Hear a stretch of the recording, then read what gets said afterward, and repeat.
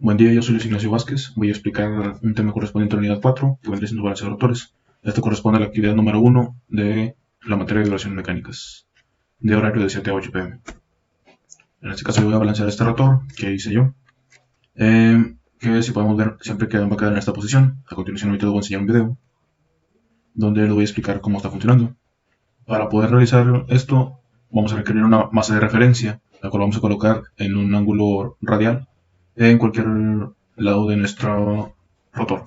En este caso yo coloqué esto como masa de referencia, que vendría siendo la punta de desarmador, el cual tiene un peso de 3 gramos.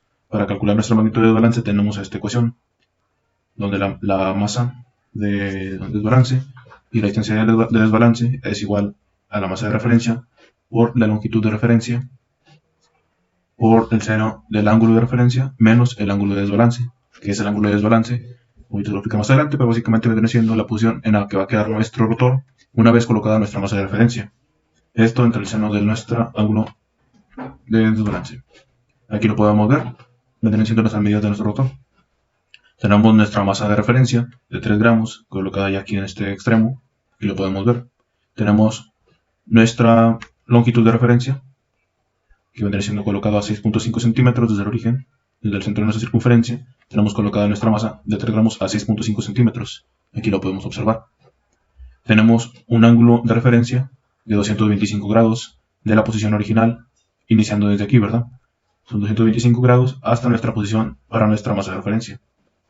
Y tenemos nuestro ángulo de desbalance, que este se obtiene una vez que colocamos nuestra masa de referencia, como lo podemos ver aquí, que viene siendo 270 grados, la posición en la que quedó. Una vez colocada nuestra masa de referencia, tenemos un ángulo de desfase, bueno, nuestro ángulo de desbalance a 270 grados, colocando nuestra masa en esta posición donde está la flecha morada. Vamos a hacer la colocación, bueno, haciendo la colocación de la masa de referencia en un ángulo y una distancia de referencia. Tenemos lo siguiente, siguiendo la ecuación que les he dicho anteriormente para nuestra magnitud de desbalance, vamos a tomar nuestros datos, nuestra masa de referencia de 3 gramos, nuestra longitud de referencia de 6.5 centímetros, nuestro ángulo de referencia de 225 grados y nuestro ángulo de desbalance de 270 grados. Sustituyendo nuestros datos nos quedaría 3 por 6.5 por seno de 225 grados menos 270 entre el seno de 270, lo cual nos daría una mx por lx de 13.78. Esto nos va a servir para poder obtener nuestra masa para balancear nuestro rotor, que lo podemos ver a continuación. Aquí hacemos el cálculo para poder obtener la cantidad que requerimos de peso para poder balancear nuestro rotor. En este caso lo vamos a hacer con una sola masa de desbalance, de balance, mejor dicho, para poder balancear nuestro rotor. Esto lo vamos a hacer en la posición contraria a nuestra masa de desbalance. Es decir, va a estar del lado contrario en un ángulo paralelo, ¿verdad? Va a estar paralelamente hacia nuestro base de desbalance. En este caso yo tomé como referencia una longitud de desbalance de 4.5 centímetros y vamos a obtener lo que vendría siendo nuestra masa de desbalance que requeriríamos en ese punto y en esa posición. Para esto tenemos esta siguiente ecuación. La masa de desbalanceo en L1 para una masa vendría siendo la masa 1 es igual a mx por lx que lo obtuvimos anteriormente entre la longitud que vamos a tomar. Tenemos aquí los datos, como les comenté, la longitud que tomó como 4.5 centímetros y nuestra mx por lx nos dio 13.78. Sustituyendo nuestros datos, nos quedaría una masa para balancear nuestro rotor de 3.62 gramos. Una vez sustituyendo nuestros datos. Aquí podemos ver, colocada nuestra masa de desbalance, colocamos nuevamente la pieza que les había mostrado de 3 gramos, que es una punta de desarmador, colocada a una distancia de 4.5 centímetros. Esos puntos 62 gramos se complementaron con el pequeño pedazo de cinta para poder llegar al peso requerido. Y aquí tendremos nuestro rotor ya balanceado.